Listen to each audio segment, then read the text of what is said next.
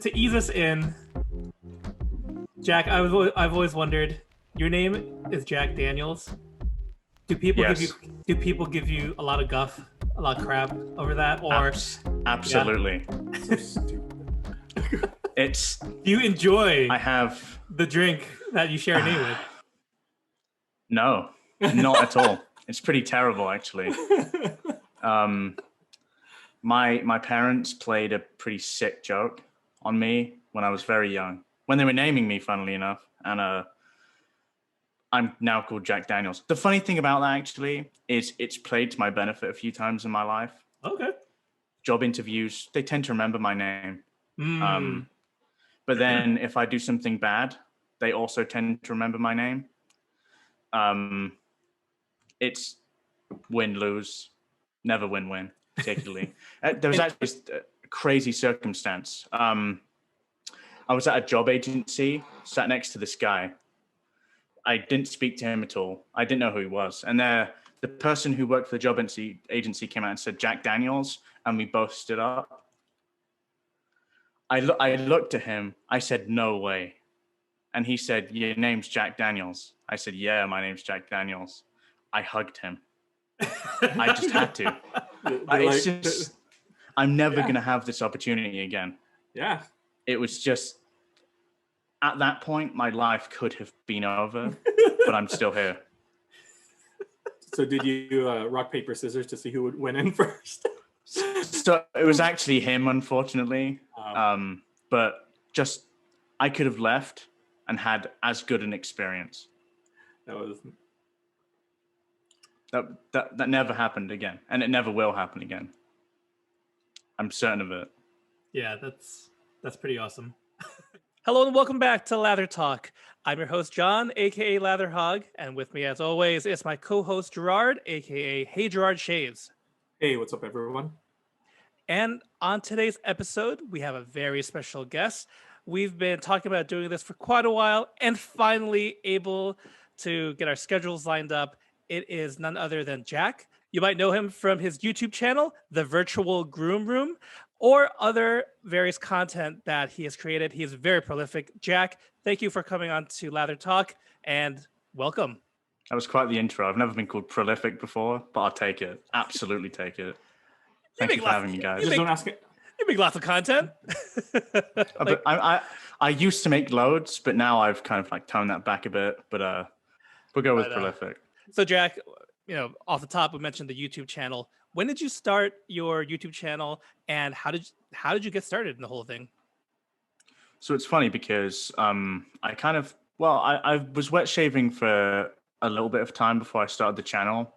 I'd done it on and off for a couple of years prior to starting the YouTube channel, and frankly wasn't paying much attention to what I was doing. I'd shave with the double-edged razor and then shave with the cartridge razor sometimes, and I'd switch in between. And until I got kind of somewhat proficient with the double-edged razor, did I only then realize how little I enjoyed that cartridge experience. I then started a YouTube channel in 2018. It must have been, I think it was June of 2018. And at that time, like, I was somewhat proficient in just the technique required to do it. And so the YouTube channel started in June 2018, and then I'd been doing it on and off really for a year or two before.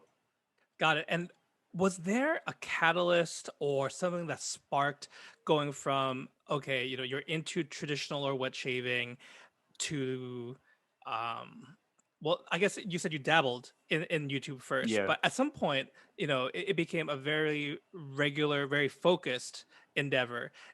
Did something happen to kind of make that change? It was more of a gradual thing, I think. It was more of the case that it's just something I enjoy doing. It was very much the case of finding what worked for me at first, because I personally feel I don't have the personality to just stand there and talk to the camera. There are lots of people that do that really well. Like Kevy Shaves does that very well. Paul H does that very well. Ken Surfs does that very well. I don't have the ability to just stand there and not talk about much for 20, 30 minutes. As far as kind of like what I'm actually doing and shaving, they have the ability to just talk about their lives and people love that. But I couldn't really do that. So it was about finding what worked for me. And it was mainly like the nerdiness of shaving is really what worked for me. Like explaining how I do things. I've always been quite good at kind of articulating like the methodology behind stuff. And that's something that definitely worked for me. And I to be honest, I still do that now. Every video, I pretty much talk through the same lathering technique I do for 10 minutes a video. And I have people still every video saying that was helpful. So I'm going to continue doing that until no one finds it helpful anymore. But yeah, it was about finding kind of what worked for me. And as soon as I found that, and I started getting a lot more interaction, because when I started, there was really little interaction. Like now there's like a core of like solid viewers. Back then, really the only people that were viewing like YouTube shaving videos were on the larger channels like Michael Friedberg, as I said, Ken Surfs, Kevy Shaves. Probably the first half a year to a year, I was having very little interaction on my videos, and it was mainly just making them because it's something I wanted to do. But then as soon as I started getting the bounce back from the community, I really enjoyed that, and that spurred me on to do more. Frankly, I think a lot of my audience now is due to the fact that I've spent stupid amounts of money on the hobby and they see me spend stupid amounts of money and they're like, this is interesting. I wonder how he's going to find that stuff. We can't really relate to you in that regards either. I'm not surprised, man. Like, yeah, yeah, it's pretty crazy. I mean, if you're listening to this podcast, then you're either you probably one of us. Too. Yes. Yeah. Or you want to be one. Yeah, maybe. Yeah. Maybe. If you're listening to this podcast, there's a chance that you have bought or you're about to buy some piece of $100 shaving gear. Like you've hit that threshold. You're gonna spend $100 on a razor, on a brush, or something. Now, if that is the case, what razors should they buy? That's the question. Brilliant question. I say the Rockwell 6S. I would say the Karve, but I'm not paid to do that anymore. So I would say the Rockwell 6C, because I think that's the best value for money. Okay. Although you can't go wrong with the Karve. I was trying to spend all the money. I was trying to spend all the money in this scenario. Fair enough. Yeah, I mean, $100 like on the button.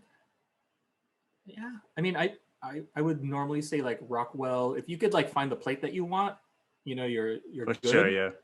I'd also put Game Changer 0.84. Oh yeah, yes, for sure. That has to be the. I haven't used the new Lupo, but yeah, John loaned me his 0.84. I mean, I'm just like, this thing's a steal, for.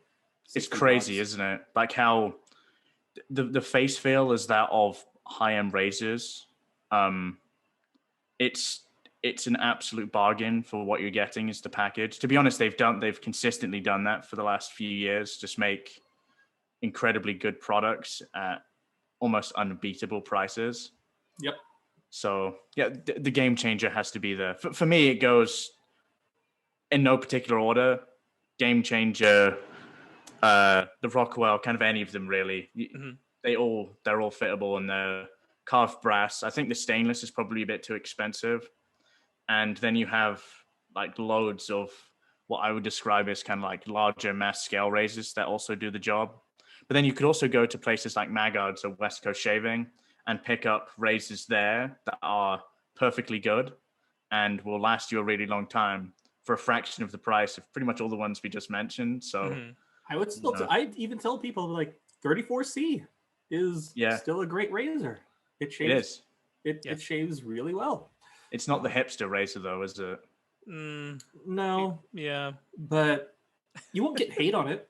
I don't like if you're hating the 34C, then like you really are just like you're like the shittiest shaving purist ever. Yeah. If you hate on the 34C, you hate shaving and everything it represents because everyone started with this thing. Well, half people started with a D89 and half the people started with the 34C. Yep. Are there rivalries within those two groups, or does everyone just think, no, you started with a good razor, but mine's better, sort of thing? Who knows, right? I don't think there's a rivalry. At least, I would check the forums. That's where something like that would happen. Yeah, those forums. That's And perfectly. if there was a rivalry, it's been killed by whatever's the latest, you know, yeah, Instagram social media razor out right now, right? yeah, you're probably right. That is where things have evolved. That is true.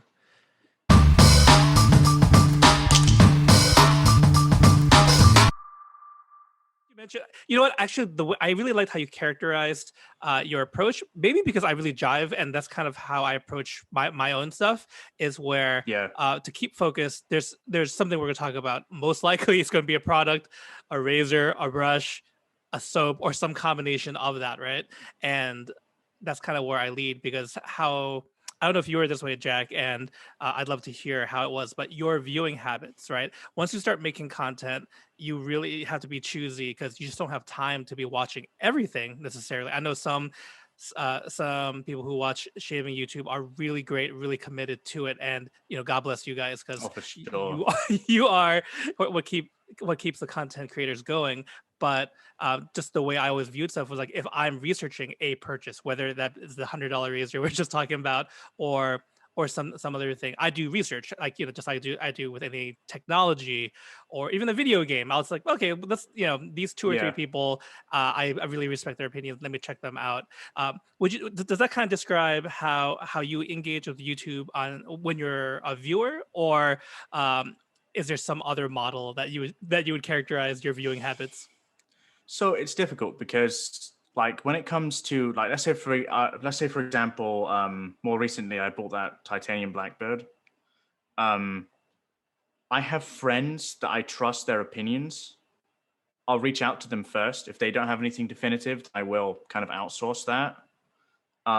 As far as kind of like my viewing habits, most of it is kind of like the more laid back content, to be honest with you, like not the hyper focused product driven content. Okay. Because I've almost formed my own opinions on what I like and what I want to use. I feel I don't need to watch reviews for me to understand, is this for me or is this not for me? Most of my viewing really are people kind of, as I alluded to earlier, that can just talk about their life for a while. And I then gravitate onto a personality or something. It's funny because you wouldn't generally assume that with the personality I have. But as far as like product reviews go, I just don't use it for that. To be honest, I don't think I've ever used it for that. Okay.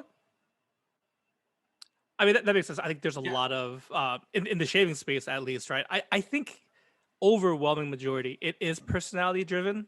So you definitely, you know what I mean? Like you have so many choices if that's the angle that you're taking. Yeah, I mean, as far as kind of like the bigger channels, I'd say they're kind of more focused around that. You've got, but then you have, I'd say there are channels like my personal favorite YouTube channel, and if he does listen to this, I'm probably gonna grow his head a little bit. It's Michael Friedberg. He was one of the first guys I started watching. Yeah, and it was his incredibly dry dad humor mixed with just an idea on how to articulate things that really got me into the idea of making videos, because I was he's having the time of his life doing what he's doing. I want to do that too, and that's where you get a bit of both, like the degree of personality and then the kind of a lot of the product focus driven stuff. Like near the end, well, not really near the end. I think he was doing that kind of like weekly cycle of products that I think can become a bit arduous for the most part, but ultimately he was a good balance of the two. But then I think you get the other end of the spectrum, like Ken Surfs. He could use anything and he'd get 10,000 views a video because he spoke about a pinball machine and people love it. If that's your jam and that's what works for you, you latch onto that and you make content focused around that. Because if people are responding well to it, play on it. Like it's really not a problem. And I think the way I'd say it's like kind of product focused. Then you get Ruds. Like Ruds is so product focused. Like he's one end of the spectrum. Yes. Where I'd say you, John, have a little bit of a balance as well. Not like 100% product focused, but predominantly product focused. Yeah, it's an interesting balance, I think, and I think once people find kind of what works for them, that you then see kind of a channel lift off typically. I guess kind of piggybacking off of that, Jack, if what piece of advice would you give someone who's thinking about starting their own YouTube channel in the shaving space? Spend as much money as you can. It helps. I'm joking, obviously. I'm joking, obviously. Ultimately, at first, I highly recommend you make the videos you want to make, because if you start buying stuff to make videos, that becomes a problem really quickly. And I think we'll probably go on that a bit later. Ultimately, just enjoy the videos you make, and the people that are supposed to find you will find you. I'm really of that opinion, because we have a really small community here. It's a niche community to where there aren't loads of people. Like, this isn't FragCon, which is much larger than here. You're going to get found by the people that need to find you. So just do what you enjoy and go from there. And I know that might be a fence-sitting answer, because it's not a definitive way to do something. But really, it is the best way, because if you start doing things modeling after someone else, and that might not quite fit the personality you have or the approach you want to sustain, I think it will just get stale eventually. And ultimately, I think you should be making the videos you want to make.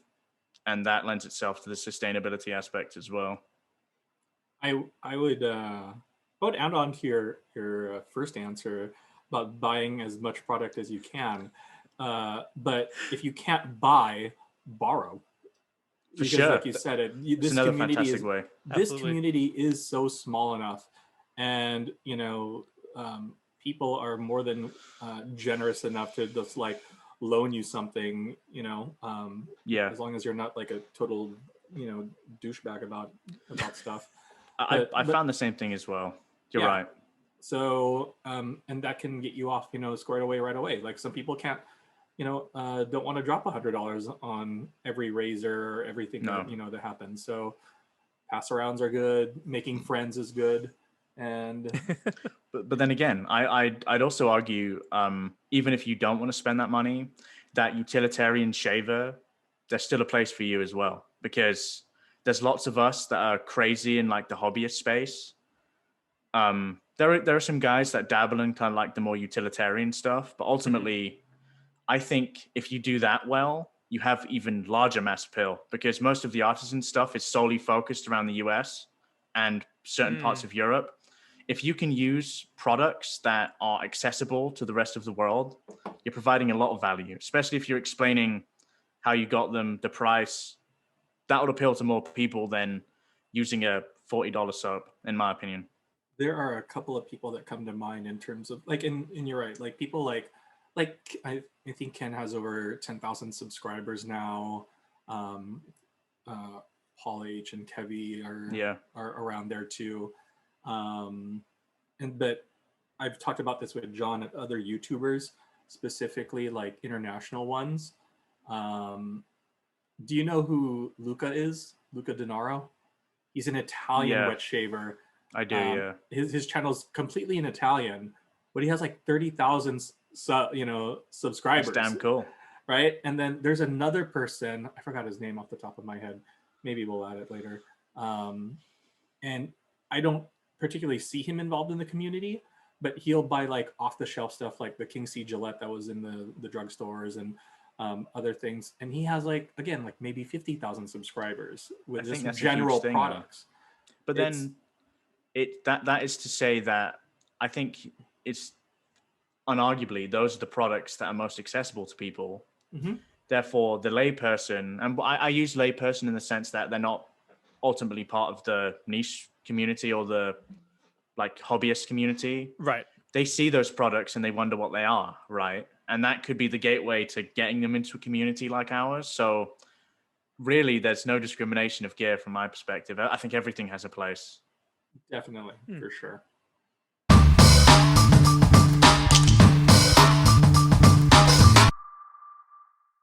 So you've already alluded to a little bit about kind of like how acquisition of gear, especially as a content creator, it can snowball out of control. Now, you've been making videos since 2018, very steadily, and I know that a few months ago, you did a very big purge of your collection. And I'm Yeah. just wondering if you can walk us to, and you've, for those who subscribe and follow your content, probably know a little bit of the story already. But for those, if might be the first time hearing, can you kind of just bring us through the point where you realized, okay, something's got to change as far as like the whole acquisition thing, and then I'd also love to hear how that process was, like the difficulties of it, or maybe it was really easy, whatever the case may be, of thinning out a very a very full collection. So that I think that's a really good question because I wasn't really thinking about it at first. Kind of as I was amassing all of this stuff, it was, oh, Mhm. this is great. I'll use it once and I'll put it aside. And I'll touch on that a little bit later. It happened again and again and again and again until I had about 140 soaps, and I was moving. And that's really when you understand how much stuff you have when you're moving, because it can't just stay there. You need to pack it up, right? So I was packing this stuff up, and I looked at these two huge Costco boxes, and I said, why? Like, really, how many times have I used most of this stuff? It was pretty much, unless it was things that I really like, Mhm. it was pretty much one use and done. Some of the stuff that was there I hadn't even used, and I'm serious. I was talking like 20 soaps I hadn't used, and I was looking at it and I was like, something needs to change, but I need to move. I'll deal with that. I then took a little bit of break from making videos, so I didn't really need to ultimately focus on that new stuff so much. And then I was using things kind of while I wasn't making the videos that I knew I enjoy. I then started making videos again slowly, and then I realized I should get rid of some of this. And then it came to the point with, okay, so what scale do I want to start getting rid of this? Because really, if I was being sensible, I'd leave myself with very few items, because in my brain, is it, if I need to consider, would I be willing to use this every day and only this for me to keep it?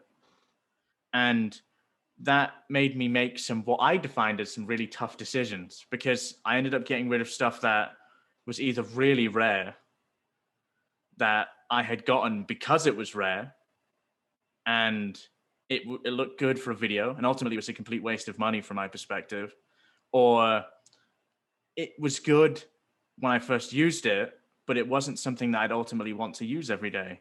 Mm. So then I got rid of probably about 110 soaps, Whew. which is a lot. Yeah. And I then decided to, okay, so what soaps do I want to keep? To be honest, I got rid of some stuff that I would say I love, but I don't love enough to keep around. Mm. And I was there then with about 15 soaps. I actually have more now. You can see kind of that behind me. Yeah. That's small compared to what I had before. Is that like your collection currently in its Yeah, entirety? Okay. that's the entire collection there. So, Bravo, man. so from 110 down to that, and now I have a rule that if I buy anything new, I Mhm. have to get rid of something. Mm. So then I got rid of everything, and then it was, I only have 10 soaps, like, and then it was focusing on what I enjoy most about wet shaving.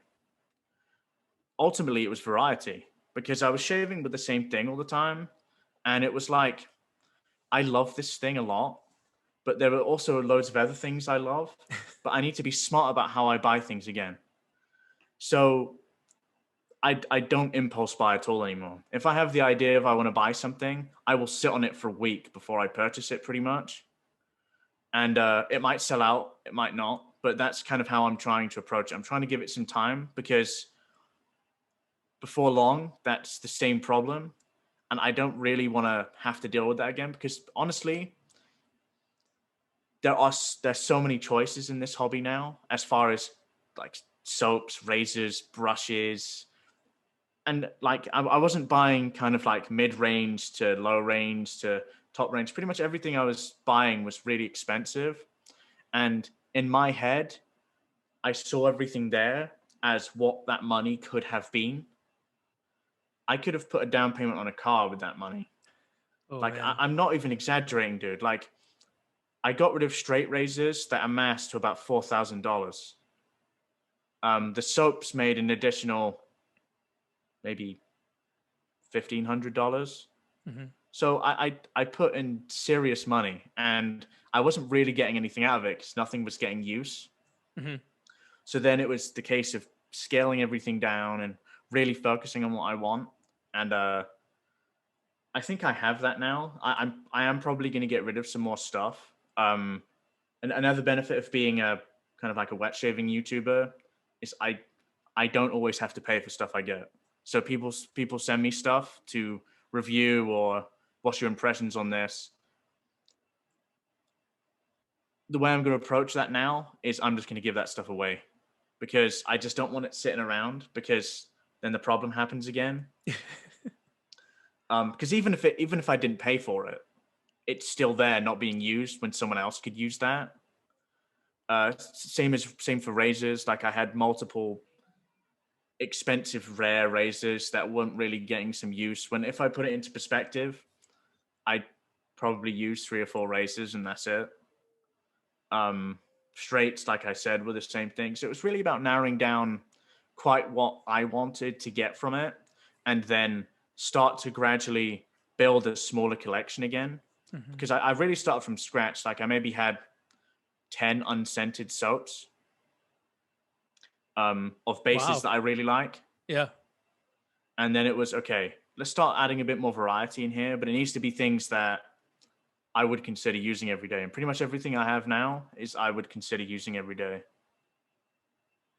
Wow.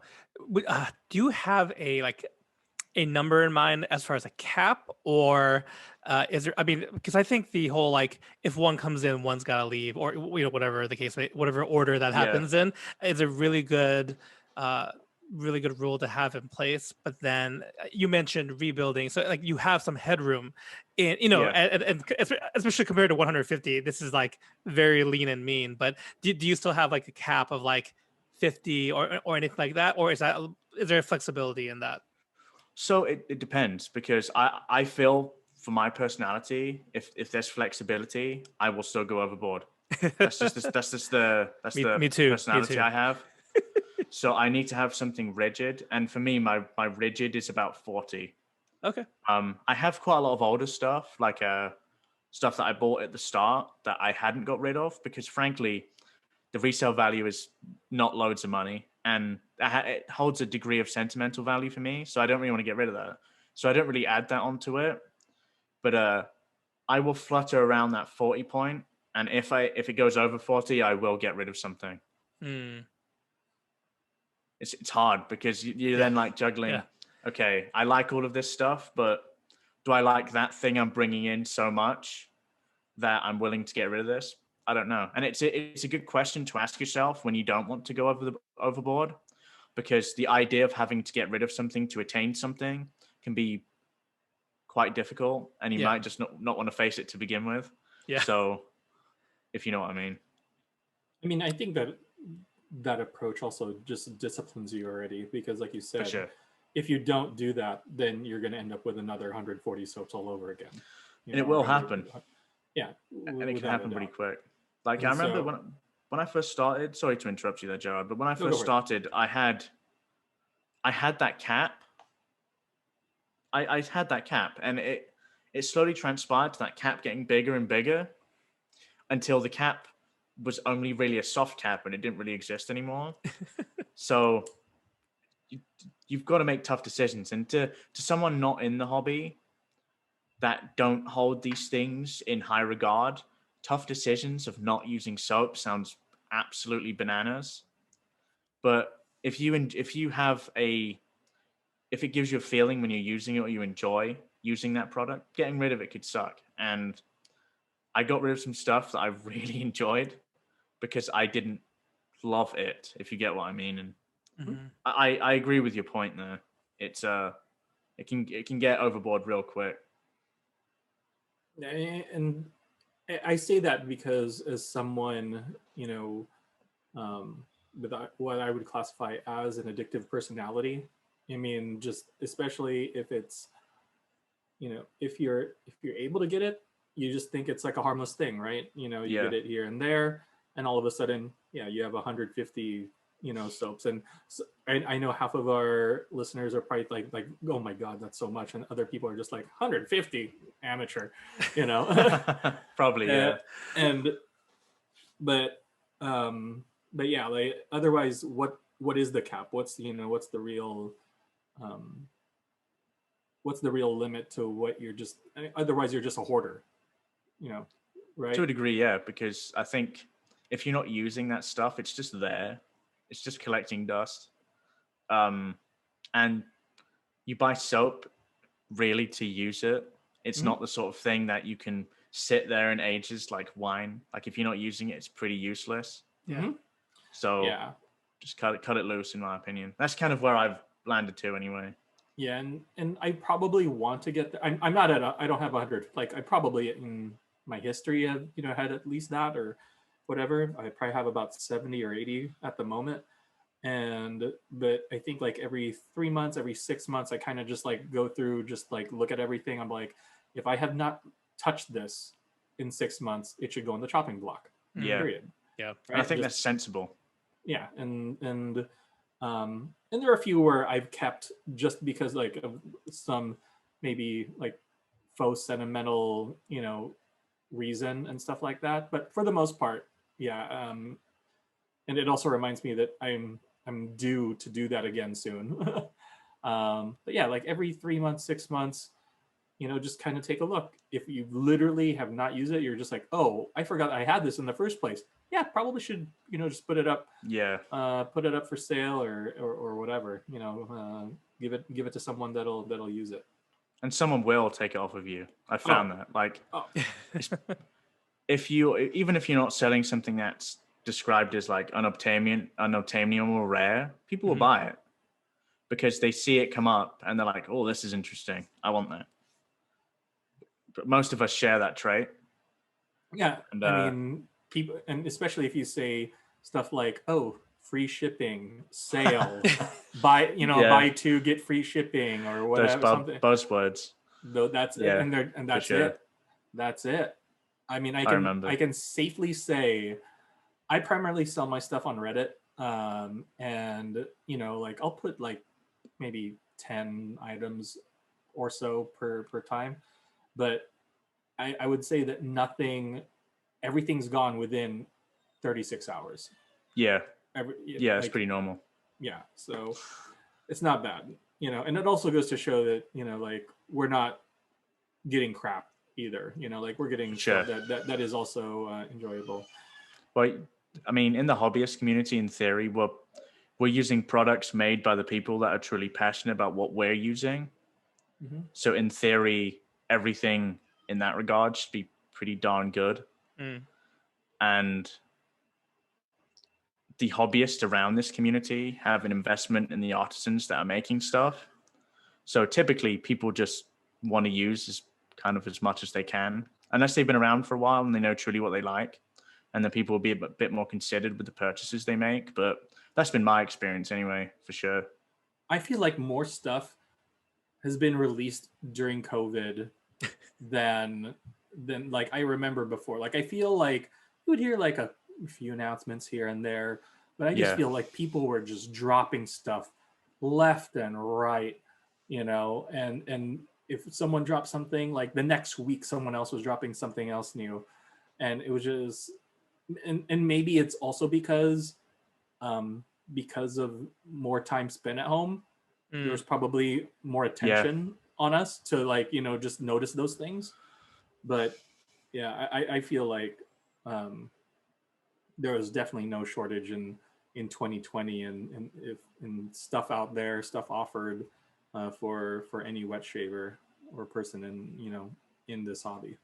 There's such variety, but then what I would also say is there's so much variety that you can really narrow down what you like as well.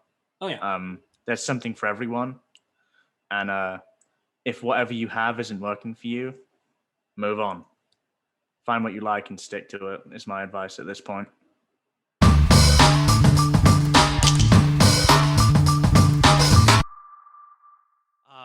I mean, I do love talking shop and especially this hobbyist, like kind of how to be responsible, and whatnot. But I think we'd be missing out a lot where another aspect of kind of your background and how it ties Sure.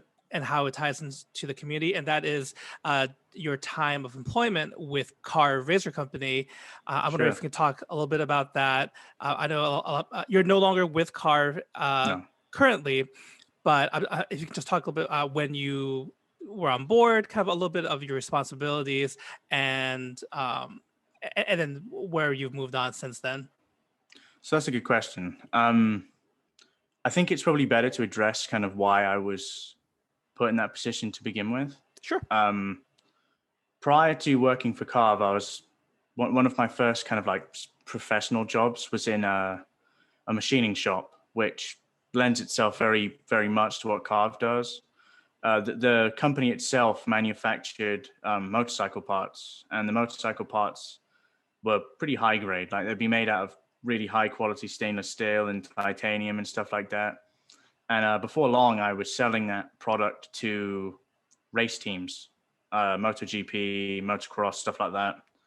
And I had kind of developed the company I was in to a decent degree, like in terms of the wholesale customer base and stuff like that.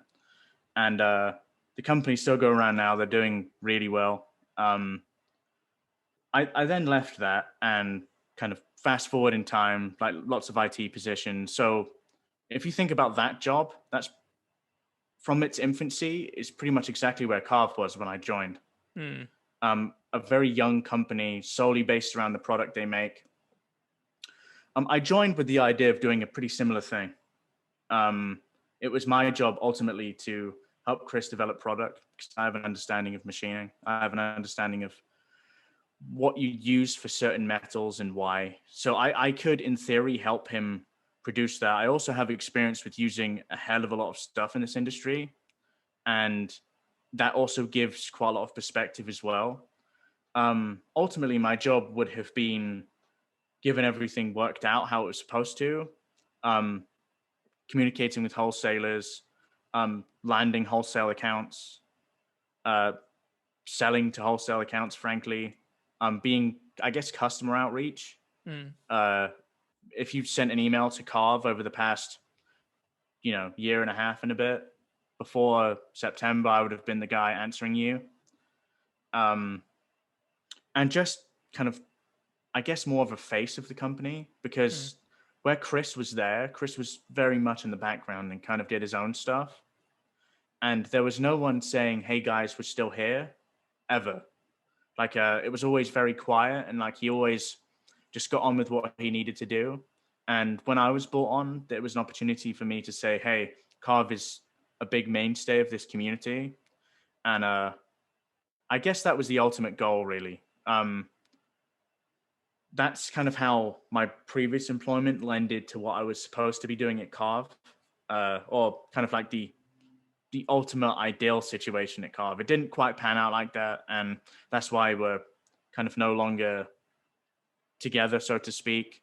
But the feeling, I love that company. I love the product they make. I love the owner of the company. He's one of the most. He's the perfect balance of really caring about what he's doing and just a good guy. That he's one of, for me, the bosses I've had that I like the most. It's not even a competition. It just didn't work out, and that's unfortunate. But I move on, and I've moved on, and arguably I've landed in a good position, pretty much. But no ill feelings towards Carve whatsoever. I still think they make the best safety razor, if that helps. My opinion hasn't changed. Well, that's great. I mean, how often, right, do people who are hobbyists, just enthusiasts of wood shaving, and that's definitely a surprise to hear that you had some of, with that earlier job, how the machining worked it worked right It into worked that. so well, yeah. Because in theory, if Carve was at its point ready to expand, it would have lended itself like perfectly. Because at that point, I had been in the community long enough to know people, to know the different wholesalers, to kind of to know where to move the product. I mean, it's important to remember, like even within my first couple of months of Carve, in theory, I got that product into all of the world's continents. That was my aim, was to really grow the brand. Yeah. There are a few reasons why that couldn't happen, and I completely understand why. And I know that they're doing much better now with the reasons what they were struggling with at the time. But it made sense, to me, in my head, it still makes sense if the company was ready to grow. But growing pains proved to be a big problem ultimately, and it just didn't work out because of that. Right. And it was Right. such a unique opportunity, as you said, like a hobbyist to get like a decently well-paying job. And I think a lot of people kind of on the inside that didn't know about the previous background probably looked at me and said, you bastard. Like you land that job in this industry. I can see you're not doing very much. You lucky so-and-so, you don't deserve it. I heard it. A lot of people said it to me, and fair enough. You're obviously entitled to your opinion, but ultimately, you would take that job if it was given to you too. That's what I'm going to say. Like, I was always hovering around the hobby, so when I jumped into it, I think you're already there. So I didn't really have any of those like premonitions. I just thought you were the carve guy, you know. Which was the intention, to be honest, right? Yeah, But yeah. I look, I get why, and you can include this if you want. I don't really care what people think of me too much, but a lot of people have preconceived notions that, you know, you're lucky you landed that. I landed that for a sole reason. Like, I met Chris, I had a good conversation with Chris. I spoke to Chris a lot before landing that position. I made forecasts of where the company could go and where I think it could go, providing everything goes well. And there were just things in the way that didn't work. And that happens sometimes. It's like I said, there's no ill will towards him. And I kind of get it. Like from the outside, seeing someone, and especially in such a small industry, land a job like that when I'm in a completely different geographical location to where that company is, probably seems a bit mental, frankly. I mean, people didn't. I can't speak for people, right? But I don't know. It's not like you owe those people an answer, No. like anything like that. I think maybe people, because I didn't really know. Yeah, it's not like were you the chief of operations? Like there was For the most like part. right, like, but was there like how people have definitive titles? I think people just didn't know that, right? Like, or and that was always my perspective of it. Just Yeah. just from like hearing stuff. It's just like what does Jack do for that? Like Yeah. a lot, obviously. At the even under beneath behind the curtain and whatnot. But I also think, like I said, I think that's also a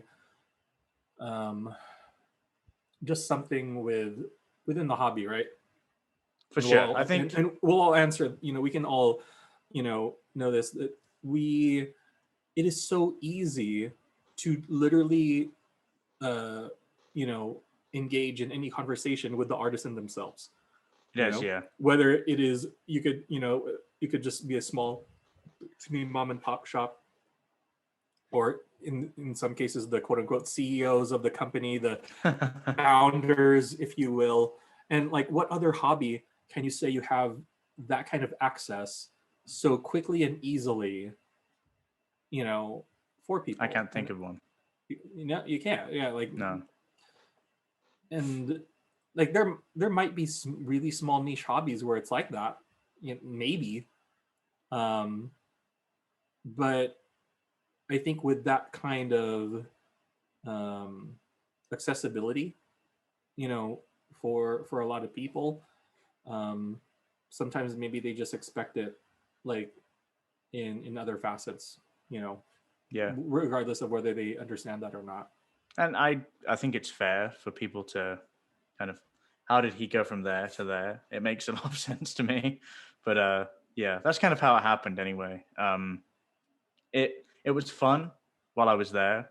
It really gave me a greater insight as to how the business side of the community works. and I think it ultimately has made me a better content creator as well, because I can almost, if there isn't something I like, kind of like on the production side of something, there's part of me that can kind of draw back from that experience and kind of understand why that could be the case.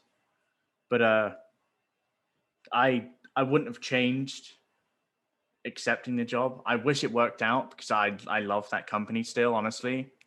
But ultimately, everything happens for a reason, I think, and we're both where we are at this point.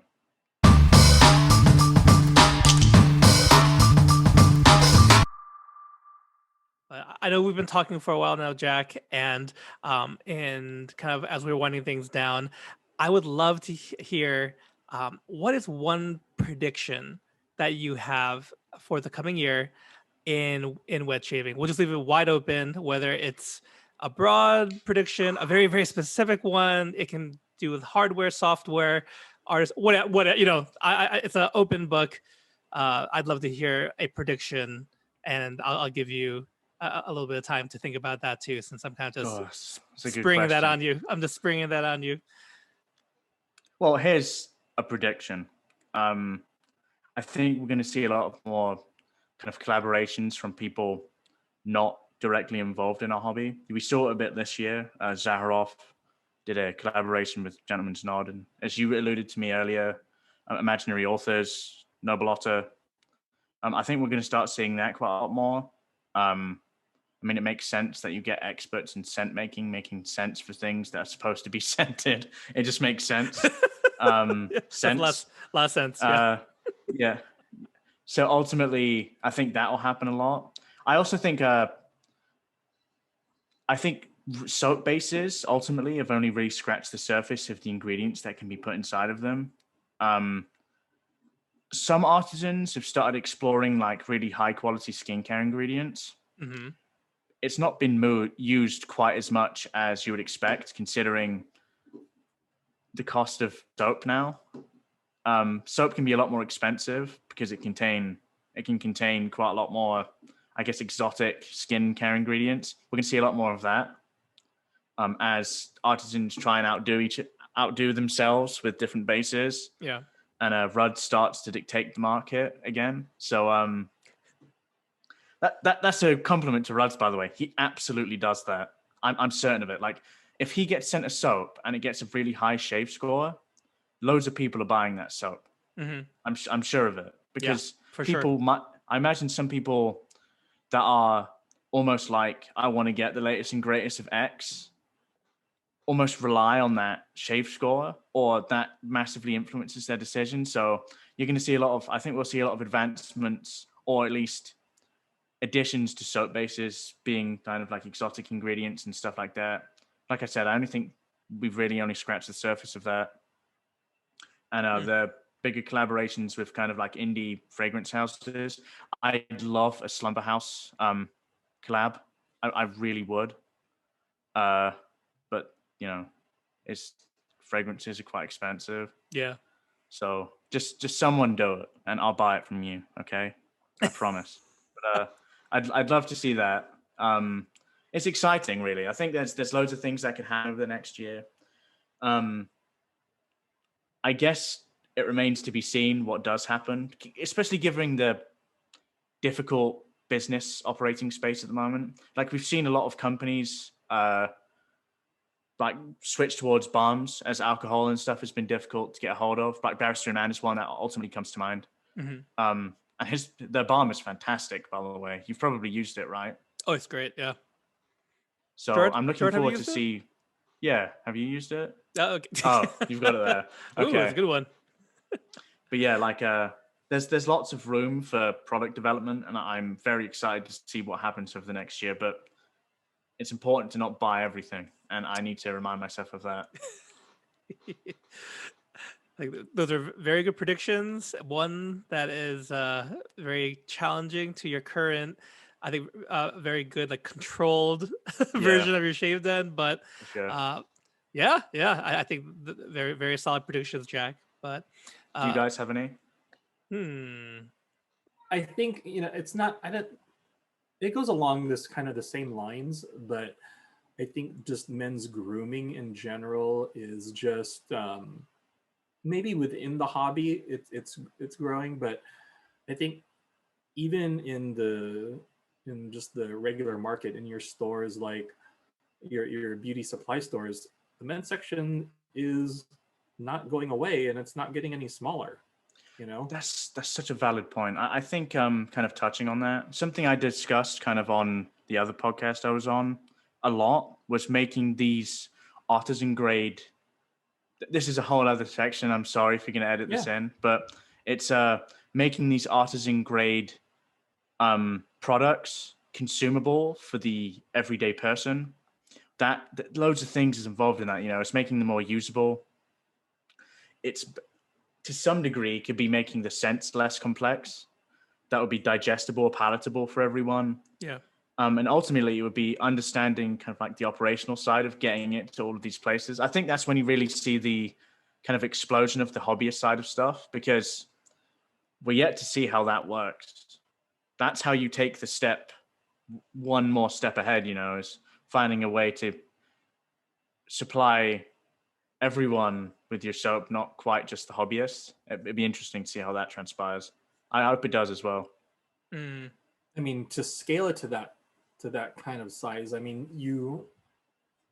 I would hope that nothing is sacrificed, but I feel like something has to be just to make it, yeah, just to make it easier, for the, excuse me, for the artisan slash, business owner, to begin with. But yeah, I mean, and I feel as hobbyists, we're always like, we're like the first people in line, for the new iPhone. We're the ones, literally kind of going through the ringer, we buy it first.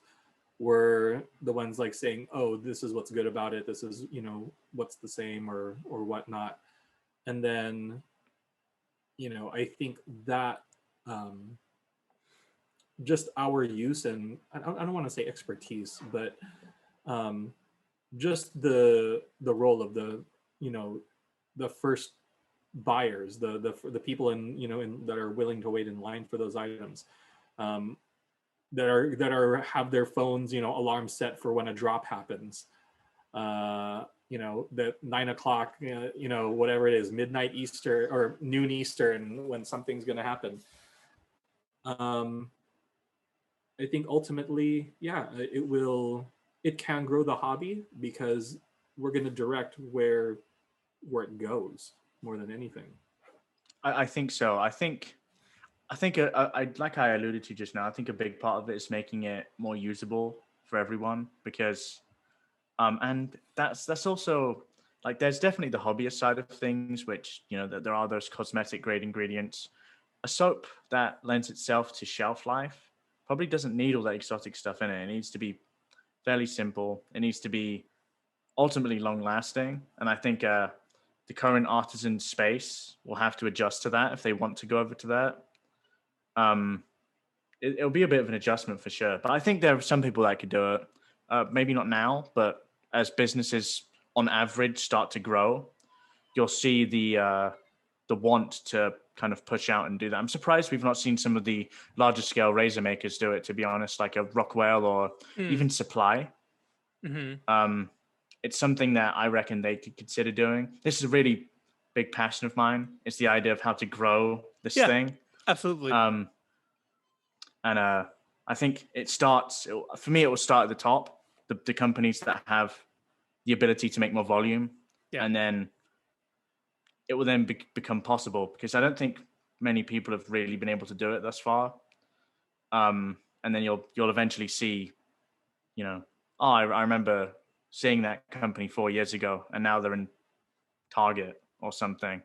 I hope so. That would be fantastic. Oh yeah. Like Rockwell or Supply at a Walmart or Target. The fact, yeah, they're better poised. I think most companies I can think of off the top of my head, to scale to that level. I joked about it, doing the West Coast shaving videos. So, like when I first was doing the videos, I did a video on Cremo, and it is the most popular video on the Daily Really? Shave series. Wow. Like it's I know it's in the 5 figures. I know it's in the 10,000s in terms of views, and but they don't carry it anymore because West Coast Shaving doesn't carry Cremo anymore because Cremo is also, you can buy it at Target and Walmart. Yeah. And their contracts grew so fast that they basically said, oh yeah, if you want to carry us, you have to put in an order of like 10,000 like Damn. Yeah, tubes. the minimum buy, right, was Something stupid, you know, and whatnot. And right, yeah, like, you know, I think them, another person you know, I've seen in like big box stores is Pacific Shaving. Yeah, that's Also one based out too. of California. I've seen them in Target as well. Good And products. I'm sure, yeah. and Agreed. I'm sure that you know it's probably a similar situation. So, you know, again, it's just going to be a matter of volume, ease, looks to a certain degree, you know, as well. But yeah, I think, you know, you're definitely right. It's probably a mixture of a little bit of everything plus that X factor of, you know, what's it going to take? Is it going to take something like you said, a supply, a Rockwell, you know, doing a quote unquote budget, affordable, easily mass produced, you know, mass market item, for it to take off? It's difficult, isn't it? Because I think encouraging the everyday person to use one blade, where you could visibly have to handle the blade and Yeah. put it in a razor, is actually a bit intimidating. Absolutely. And Yeah. we'd need to figure a way to bridge that, because I remember when I first tried to encourage my wife to use a safety razor, she's no, that has a dangerous blade in it. But then I was like, don't you realize your razor uses 4 dangerous blades? You just don't need to touch them. That's the difference here. Like once it's in the razor, you don't really need to worry about it. And I think that's going to be something, especially on the razor side, that we will have to eventually think about how to do the marketing for that. But I think Supply and companies like Supply and Rockwell have already started doing that already. Yeah. And Supply have done tremendously well over the past couple of years. Yep. Shark Tank, right? Shark Tank appearance. A lot of it is systemizing, like to a degree. Like they're not just selling a razor; they're selling you a solution to a problem. And ultimately, I think that's how we do it. Did you understand what I mean? Like they're not just selling you a razor; they're selling you a solution to the poor shaves you're having. Yep. And I think that's like how it will work. Especially with, you know, them, you know, you're right. Some people are afraid of, you know, like handling the blade. So, you know, doing an injector style, modern injector. Exactly. It's, you know, they're just like, look how cool this is. You know, injector blades are more expensive than, you know, double edge blades, but they're still cheaper than cartridges. They last longer though. Yeah. I cheaper than cartridges. And then I don't know if you guys have seen the advertisements, at least last year, I was seeing something just like here, you know, free blades, you know, when you sent, like with Supply, right? Like, oh yeah. You could do something. Which makes sense though, because if they're probably buying those blades in extreme bulk. Yeah. To make it worth it. And then they're selling you a razor that they probably make a decent markup on because of where they're getting it made. And then they're making a large markup on the razor. They're making X amount of profits. That blades is basically what's the word?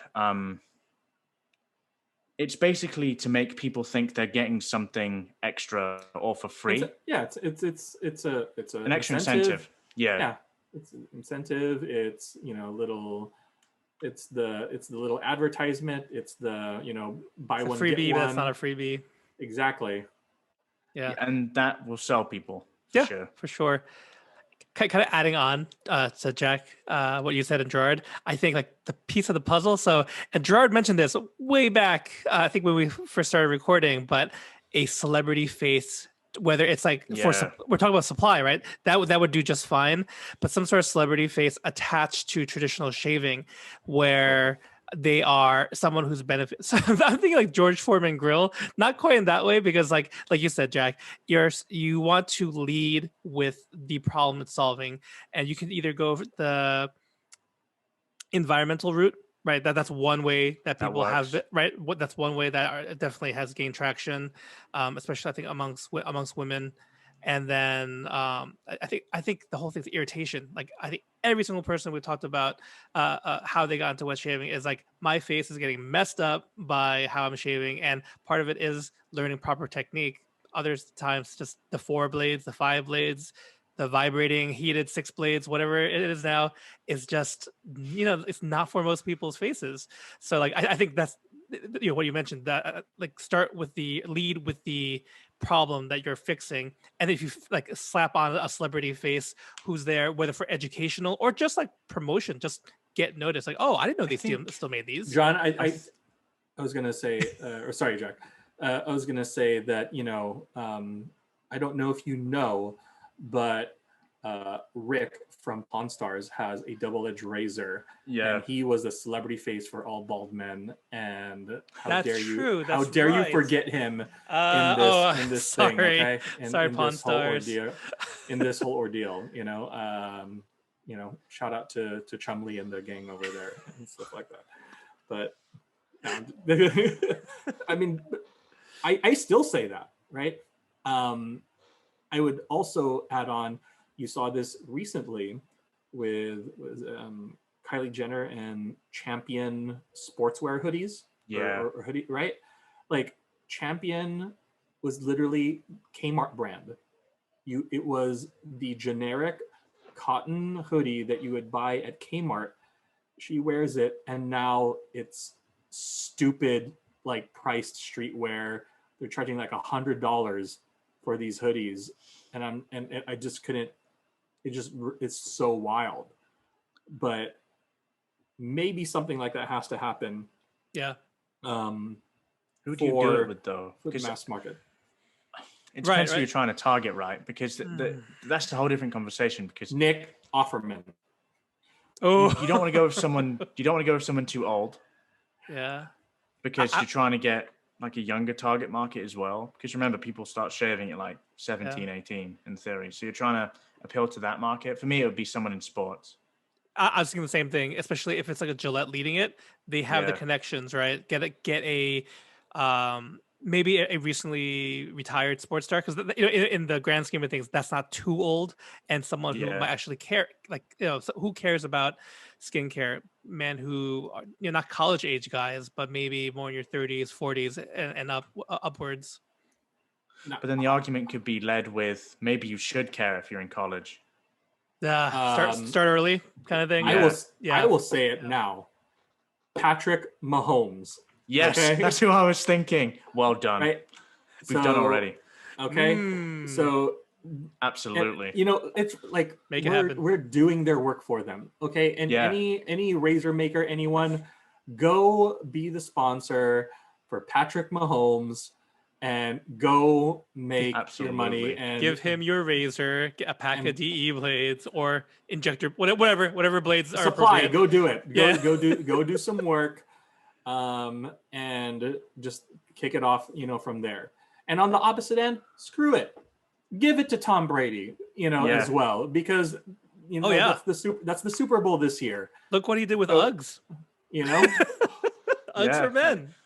It's crazy, isn't it? Like how these things work. But then again, like if you think about that logically, that's kind of what these artisans are doing now, but just to a much smaller scale, right? Yeah. Like they're giving it to people that have, so to speak, clout within the community. Like giving Paul H a razor, that's basically what you're doing, but just within a hobbyist community. Sure.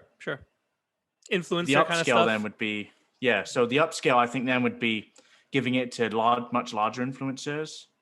Outside of the wet shaving community, you could do that by the sustainability community, and like the male grooming community. Men's skincare, like grooming. Alpha M, people like that. Did you remember One Blade? Do you remember the pivoting One Blade? Yep. They did it with Alpha M for a while. Oh, they did. That would, I think, be the companies in this industry, because I don't know if it's targeted advertising on social media, and Shark Tank couldn't have hurt, of course, but yeah. I think that's mostly what it was. It's a really interesting conversation to have. I hope it happens someday. I hope so too. I think that brings us to the end of today's episode. Jack, it's been such a pleasure just hearing kind of, your experience at Karve, content creation, and more. So thank you so much for your time and joining us for today's episode of Lather Talk.